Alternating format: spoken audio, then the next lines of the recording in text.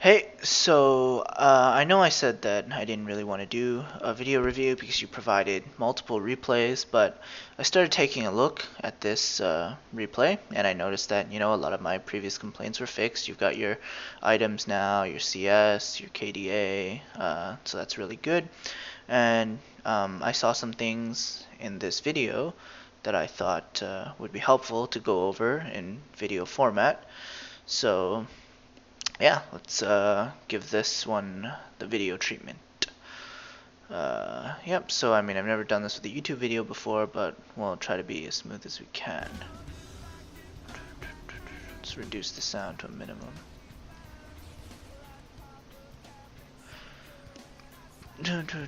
Okay, we can skip this early stuff, right?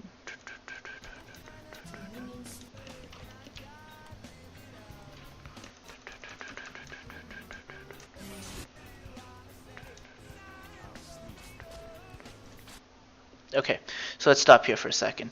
Now, as you're entering the loading screen or the champion select for any game, you should consider the matchup. You should look at the matchup, both the support matchup and the AD matchup in your mind, and think about, like, in a perfect world, how is the lane supposed to go, right? So here you have Lucian, Bard on one side, and Vayne, Morgana on the other side. It should be very apparent to you that you two have a massive advantage in this lane. Bard is a pokey champion that does damage like over the laning phase, utilizing his quick burst and trades in order to get a significant laning advantage over the opponent. Vayne is a short-range AD carry.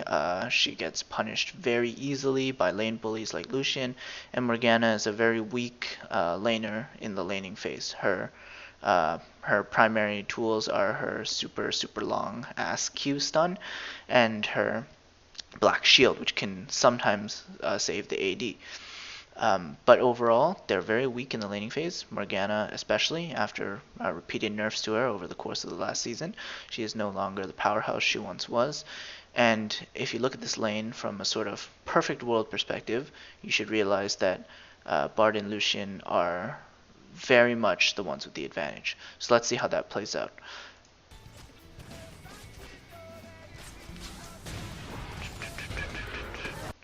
Okay, you see here that Bard gets hit by the binding. As Lucian here, you want to go in on the Vayne, which I think you actually do. So let's just see. Good. Okay, missed that CS, no big deal. Okay, good. Like I said, I think your laning is pretty much okay. That was a very bad binding to get hit by. Like I said, overall, I think your laning with Lucian is relatively fine for the elo that you're at. I did see later on in this lane some pretty big mistakes though, which is why I wanted to do a video review of this vlog. But at least your instincts and your idea of how to play the lane is relatively correct. Okay, so good. You see, even though you got hit by the binding, because of just the natural nature of the champions, you guys are winning the trades. So you guys hit level 2. You can tell that she's not going to hit level 2 for at least 1 or 2 more creeps after you... Oh, actually, you haven't hit level 2. Oh, I looked at it wrong. Okay, now you hit level 2. So like I said in my previous critique, I think you have a good idea of how to use your level 2. Let's see how you do that now. Okay. I question why you thought it was a good idea to dash onto the Morgana here. Okay, because if you go back 5 seconds, you have dash up. Why not just dash into the face of Vayne right here? So you can go... I'm trying to use this pen thing. Let's see if it works out.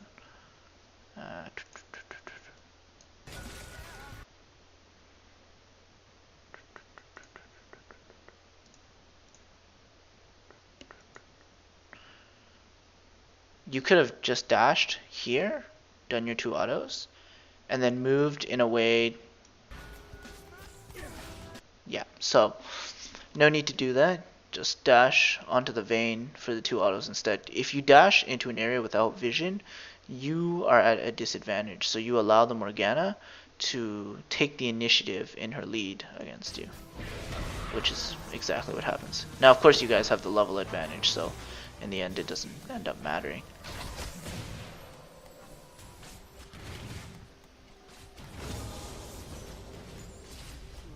But you should keep those habits in mind.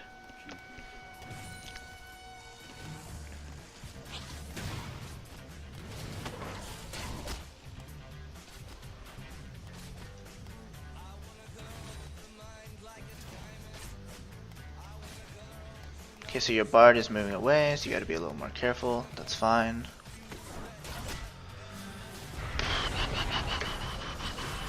Getting hit by that binding there. Okay, so you seem to be having a bit of a trouble.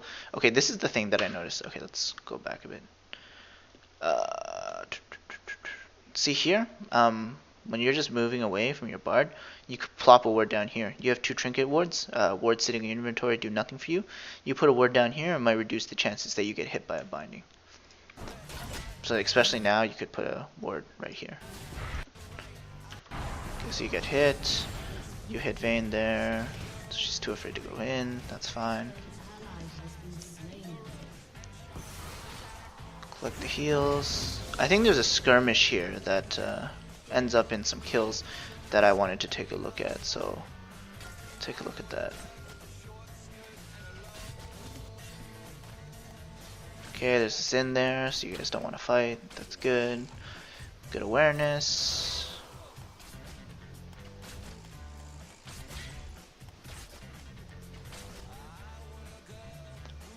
Again, see, you're backing off, you're getting zoned by the Morgue presence. If you had put a ward here, you wouldn't have to be that afraid.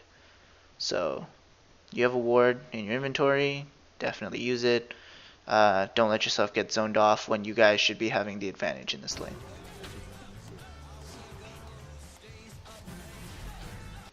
Okay, like right there, when the Morgue shows herself, you can very much hold on, let me just get this.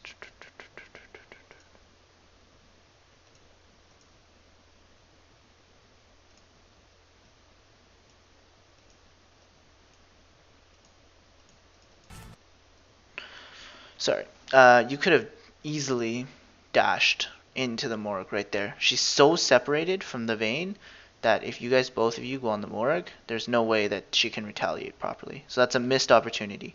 And even though it doesn't result in a big negative thing for you, taking advantage of your opponent's mistakes like that is critical to doing well in a 2v2 lane.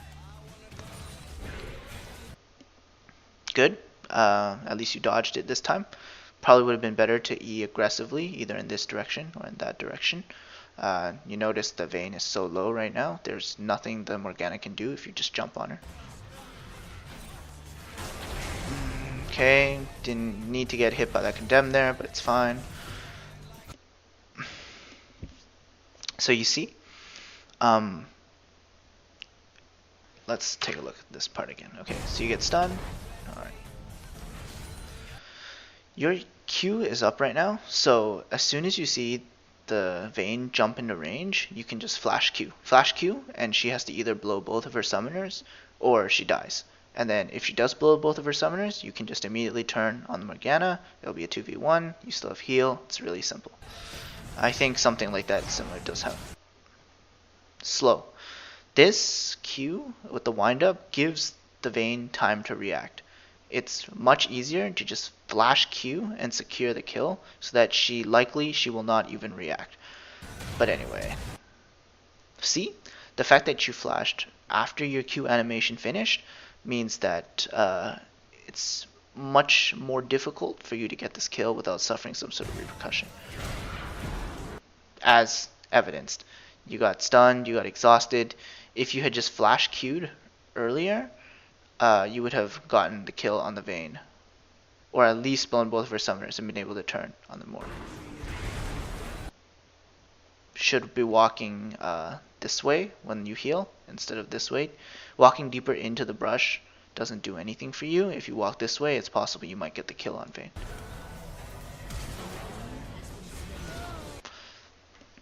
So you see, in the end, you guys get both the kills anyway, but you have to realize that that's realistically only because of what a massive advantage your lane has inherently.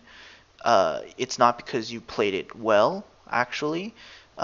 If you had played it well, it wouldn't have never been this close in the first place. But anyway, that aside, you now have a good advantage, so we can skip ahead, see what happens. Okay, good. Shove this in and you want it back. That's good. It's fine. Get the F. Blah blah blah. We come back. All right.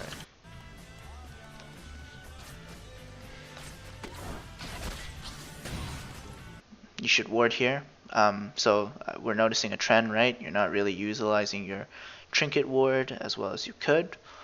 Definitely, you should put a ward here. The Morgue wants to snare you point blank. You could E prematurely. Better if you can E reactively to the binding, but it's very difficult. Okay, that's fine. Bad binding by the Morgue.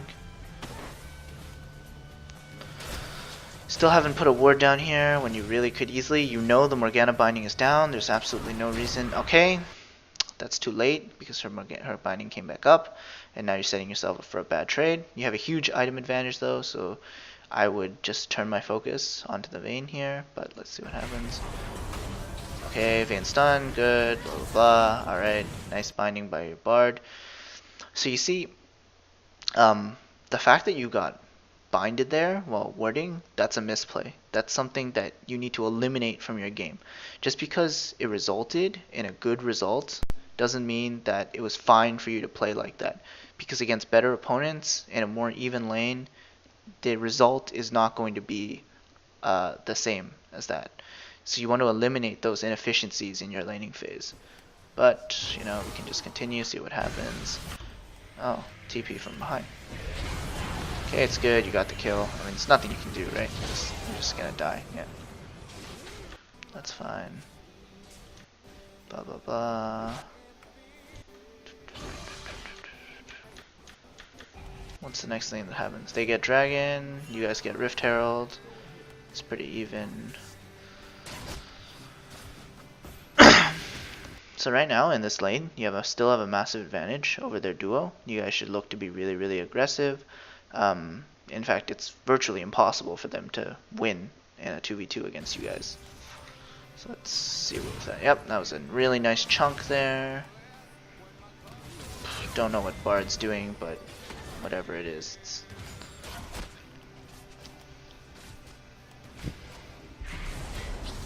Yeah, don't know what the Bard's doing. He could have probably killed the Vayne right there if he just landed his ulti. But okay, we'll continue the laning phase. Okay, that's a good culling, really good. Yeah, just really good. So just to give you a sort of overview, we're just going to be looking at the rest of this laning phase, and then I'll just try to pick out some team fights. I know you lose this game. I don't want to look into too much of the macro game in this replay review. We'll focus mostly on the rest of this lane, and then we'll focus again on your team fights, which we've already identified as a weak point. So I feel like it's a really good idea to just look at the team fights and how they go and see how you can improve in that specific area. Okay, so you guys don't back. Alright. That's a mistake. That's a mistake again. Shouldn't get hit by that binding.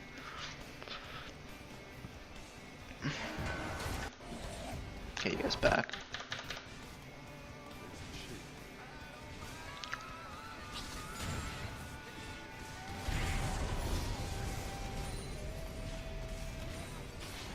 Good, good. Some shit's happening. Good. So, you see Vayne there? It means the Morgue is by herself here. You should look to be aggressive when possible, especially with both summoners up. Right here, after this Q lands, you should be Eing in. In fact, I would have E'd in first.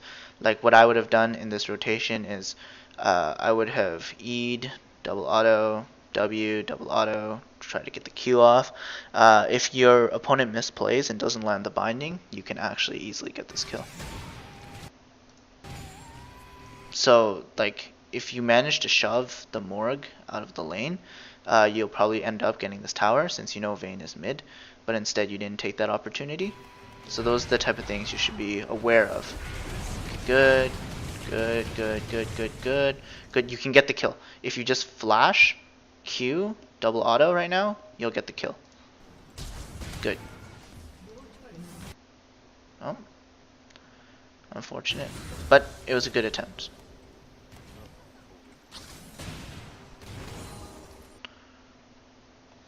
Actually, let's look at that again. I think you might have been able to play it better. Hold on. If you flash here, double auto, and then line up the Q, it might improve your chances. But either way, it's fine. So we're gonna get this tower, right? You have a lot of vision. Very unlikely your opponents will get to you. You should pop your potion here to get the mana needed for dash, but it's fine. Alright, so LeBlanc's coming. We can just back, no problem. When's the team fight happen? So you have to know that you have a massive advantage right now due to your items and your kills. Your priority right now should be to shove this Vayne out, get the tower, and then rotate mid. Or, you know, alternatively fight the next dragon, which I'm not sure when that's coming up. But let's just see what happens. So yeah, we're focused on getting the CS. Good, good. Good, good. Yeah, okay.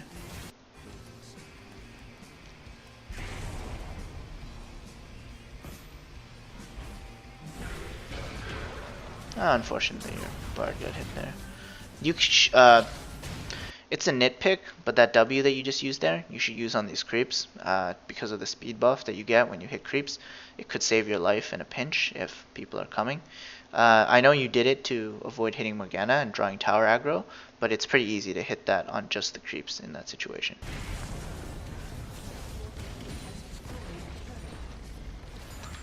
Blah blah blah. None of this affects you.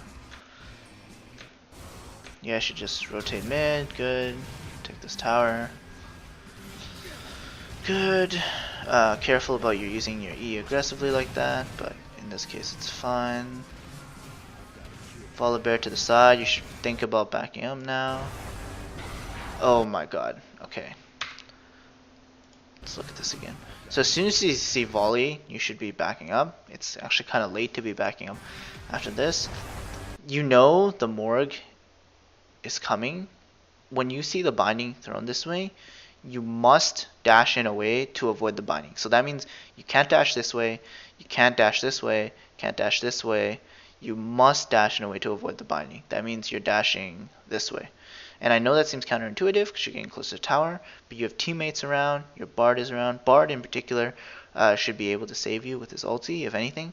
But the important thing is you must not get hit by this binding. But you do. And now it's only going to be tough from here. Yep. So when you're playing AD carry, you have to think about the critical CCs that you're watching out for in team fights. Volibear Toss doesn't really count because he needs to get right up to you to use it, but something like Morgana Binding is something you have to be constantly aware of in a team fight. You have to be aware of where it's coming from and also when it's on cooldown. So that fight was very much on you. It was possible to make dying a lot harder there.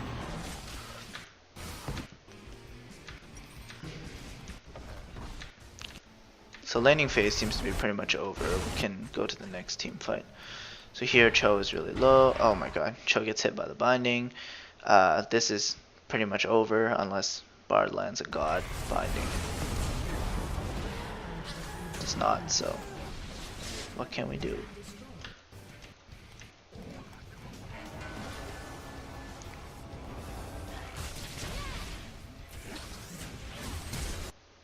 That was bad. Um, First, I've noticed you do this quite a bit. You don't use your passive optimally in fights. Always get the double auto off after you E uh, before queuing, unless they would be out of your range to queue afterwards. So here, you want to burst the Vayne, and that's cool. But if you're going to do this with the LeBlanc right here, you need to do it properly. You need to E, double auto, wait for her to do her movement, Q, double auto again, W. In fact, you could have even W'd first. W'd, input buffer, cancel E, and then you'll still get the damage off, and you'll get the movement speed buff. But this is just unfortunate. Oh, it looks like you guys still might get it. Should culling, yeah. You're culling, but you're not looking at the rest of the screen like this. So here's the thing. The Vayne is already out of your vision, right? So why are you looking in the direction? You're either going to get it or you're not. And if you're going to get it, the game is going to tell you. You don't need to be looking that way. You should be focusing the camera back onto your screen so that you have the most information you possibly can on where you're supposed to be going. Now, as soon as you get this kill, you should cancel an E towards your team.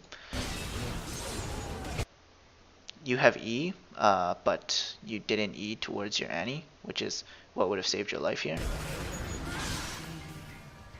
Oh, actually you don't die, so that's good.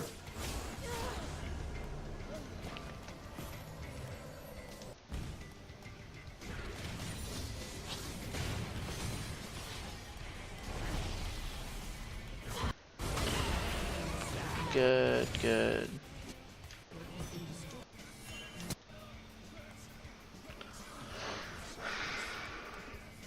Here you see a Volibear.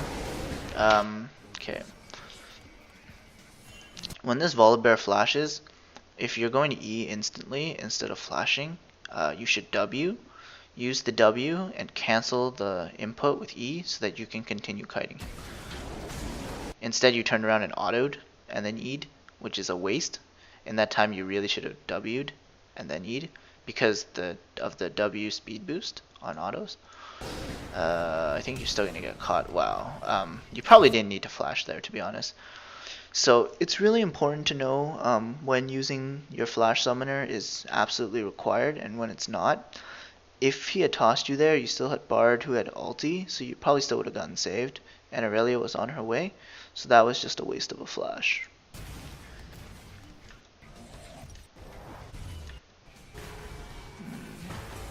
I'm guessing you're going rapid fire cannon with your build, which is fine. So your team wants to fight this dragon. I'm guessing Bard's gonna ulti the dragon. Seems likely. Okay, that's weird. Bard could have saved that team fight, but whatever. What happens next? Okay, that's whatever. That's just a gank. Okay, this looks like something interesting is gonna happen. Your minimap shows that there's someone here, but I don't know if you're looking at it or not, because it doesn't look like you're paying attention to it, but your minimap shows that there's someone here, which you should be paying attention to. Okay, good. And you're gonna E, yeah. Heal, heal, heal. Okay, good. Maybe you waited a little long to heal there, but it's fine. Alright, so far it looks like you guys are doing very well. So, I wonder how you lose. I'm assuming it's a big team fight catastrophe. Here, maybe? He's gonna get binded.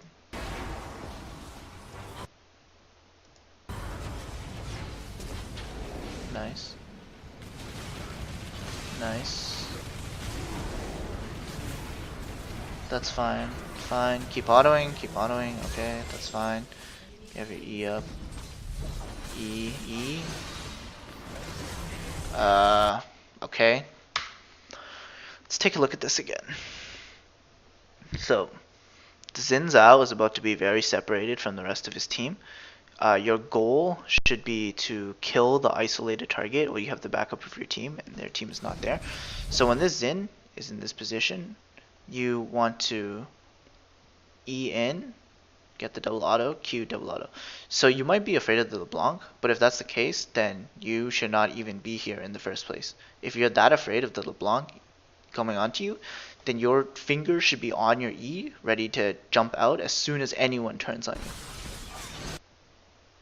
Like right here, as soon as this happens, you should be Eing out. But instead, you take a second to walk, a second to click auto in this direction, and that is quite literally what kills you in this team fight. And of course that E was terrible because it gave you no distance and it went the wrong way. So that's why you die in this fight. So, I mean, the rest of this fight is irrelevant. Should be noted that if you had lived in that fight, there's no way they would have wiped your team like that.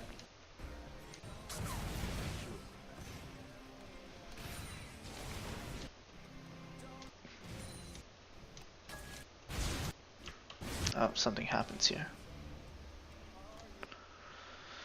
So as soon as you see this LeBlanc here, you're pretty much dead if she plays it properly. Your only chance is to duel her, so I mean you just try to dodge the E as best you can. Use E to dodge her W here. Try to lay down your burst. That's too late. So you're not playing with Smartcast, and that's actually the reason why you got hit here. I'm not saying that you need to play with Smartcast on Lucian, but if you're unable to make those split-second reactions fast enough, then yeah, you need to either change the Smartcast or get faster fingers, because now you're just dead. No. Alright, so you got caught. You should really use Blue Trinket on AD carry instead of staying with this. Blue Trinket after level 9 allows you to scout ahead and avoid situations like that. So, assuming there's like another fight sometime later.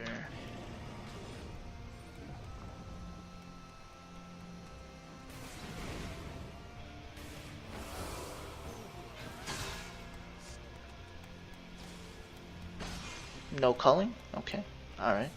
I guess you weren't committed to that chase.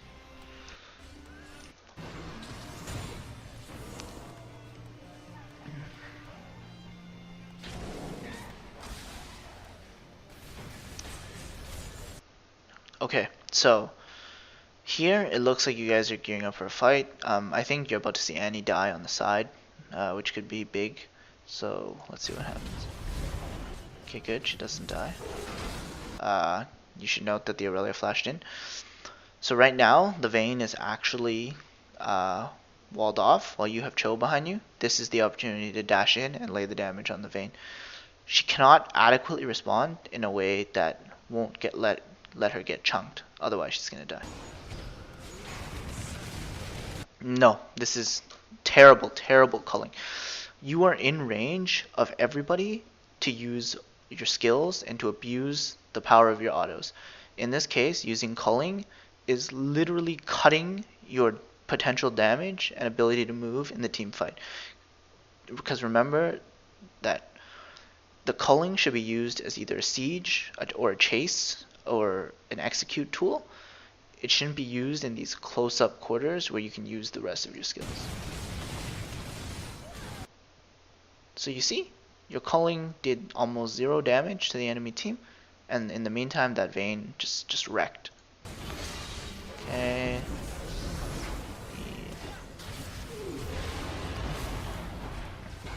So that culling made it so that you single-handedly did 0 damage in that team fight. That is a massive failing as an AD carry that's fed with this many kills at this point of the game.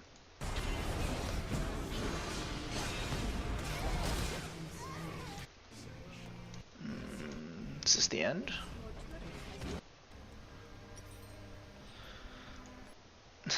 You know, as a funny note, if you look at this like chat, this is how you know people in solo queue have 0 fucking idea what they're talking about.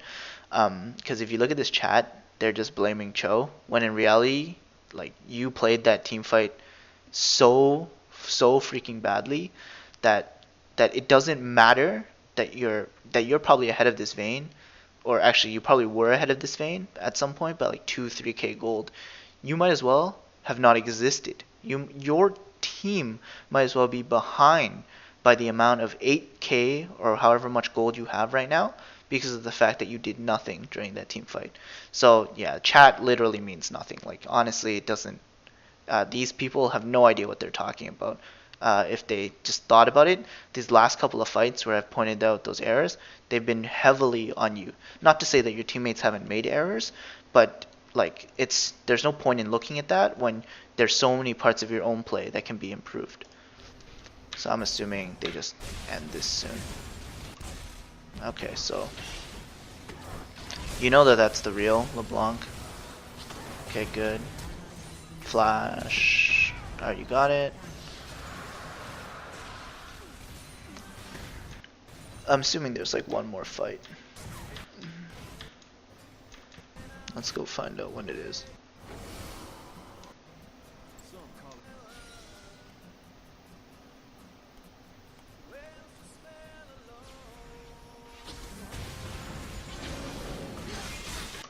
Wow, okay, so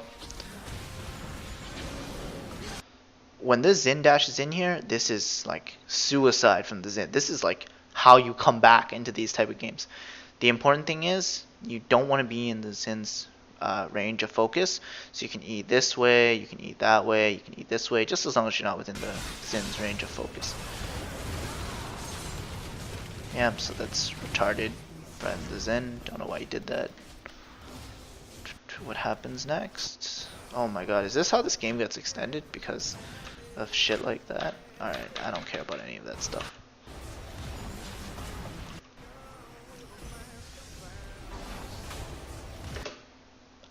These guys are stunned. You should call right here for the damage.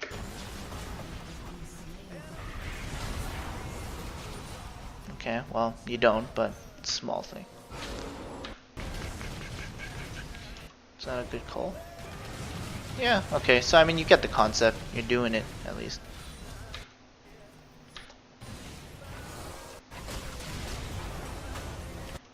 Oh, your team died in the meantime. When did that happen?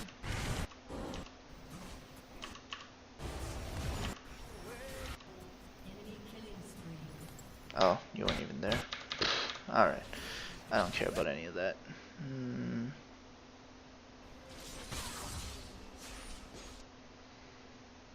Is there one more fight?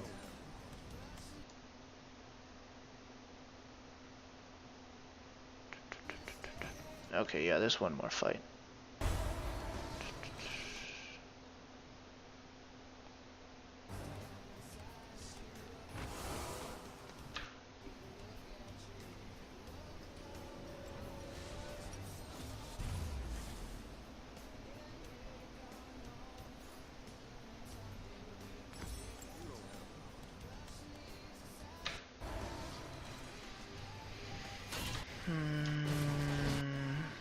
Oh, and he got killed. That's really big, actually. Wow. Really? This is like super tunnel vision. Your awareness of where these guys are on the map, when you can actually see it on your mini-map, is so bad that I cannot actually fathom someone getting hit by a binding here. But somehow you do. So any chance that your team had of defending this final push is gone because you got hit by this binding.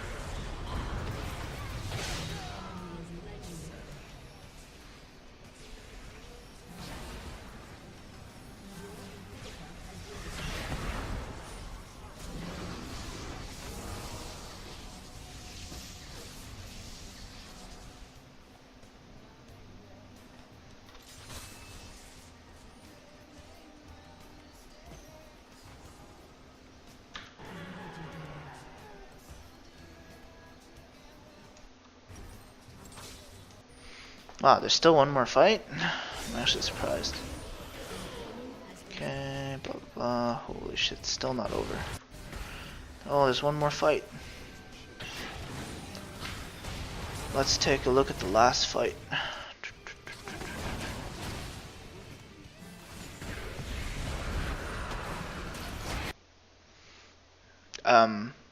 This Annie getting binded here means Bard needs to save her ASAP. Alternatively, you can just suicide in to try and get the Vayne. Okay, right here, you need to flash E, double auto the Vayne. Like, you just need to kill her. It's the only way you can even this out. You just legit need to blow all your resources into killing her. Part of playing AD carries like Lucian, short-ranged AD carries that are kind of quick and bursty, so you have to open your eyes to these opportunities and be willing to pull the trigger with your gold lead, because I'm assuming the Vayne is ahead of you at this point. I don't actually know. Actually, it doesn't look like she is from her items, but the fact that this opportunity has presented itself, you have to realize is the only way your team is getting back into this game. That was too slow. Because you're afraid of blowing your flash, you have allowed the Vayne to survive when she would otherwise be dead.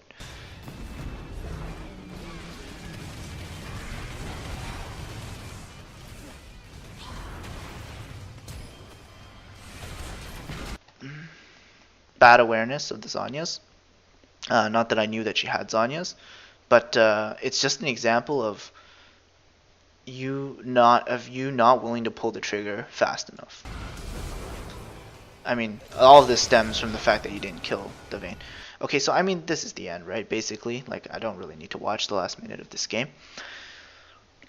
Like, if you felt that throughout this game you played well, anything past basically the first 5 minutes of the laning phase, then you need to go back, look at all of those team fights that I pointed out, and just replay them in your mind and look at all of the mistakes, all of the mispositions, all of the failed opportunities that you refused to take.